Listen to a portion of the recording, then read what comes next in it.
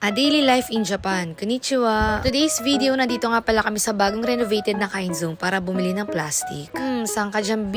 Ultimo basura, kailangan naka-organize. Kailangan nasa maayos pang lagayan. Baka Japan yarn. At syempre, nag-window shopping na rin kami. Grabe, ang daming magagandang furniture. At bago pa ako tuluyang mabudol, pinagpasyahan na namin magbayad. Nako, Jai, baka kung ano na naman ang madampot ko. At ito na nga, may pasampling pa si Ante. Diyos ko, Jai, ending napabili rin kami. Syempre, nakakahiya yun, makiki-free taste ka tapos hindi ka bibili sa benta nila. At saka carry lang din naman kasi ang sarap naman ng muffin nila at homemade pa nga daw. At ayun na nga, habang hinihintay namin yung ibang order, ayan, tumambay muna kami dito sa may cafe. Black coffee is life, mga besh. At ito yung mga flavors ng muffin na na-order namin. Tuwang-tuwa na naman ng mga bagets.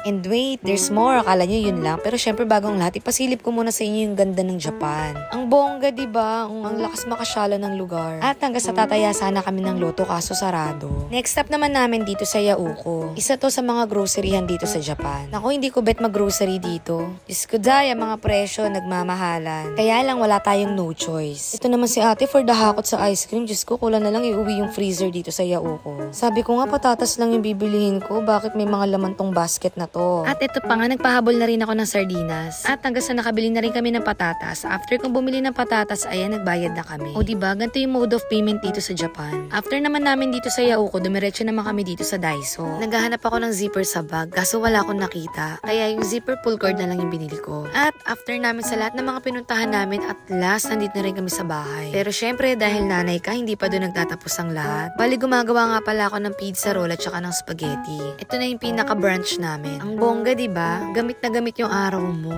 Wala talaga nasasayang na oras pag nanay ka. Yung tipong hindi mo kayang gawin ng sabay-sabay, pero hindi mo namamalayan. Matatapos sa isang araw na sobrang dami mo palang nagawa. At mapapa-thank you Lord ka na lang talaga sa lahat ng blessings na dumadating sa buhay mo. Pati na rin sa pagsubok, syempre. Kasi hindi ka pagtitibayan ng panahon kung hindi mo yun masusubukan at madadaanan. O diba? Tama ako o tama ako, char. At ito na nga, hanggang sa kakain na kami, itadakimasu. At mamaya, papasok naman ako sa aking arubaito. So, ayun lang guys. Salamat sa panonood. Babush!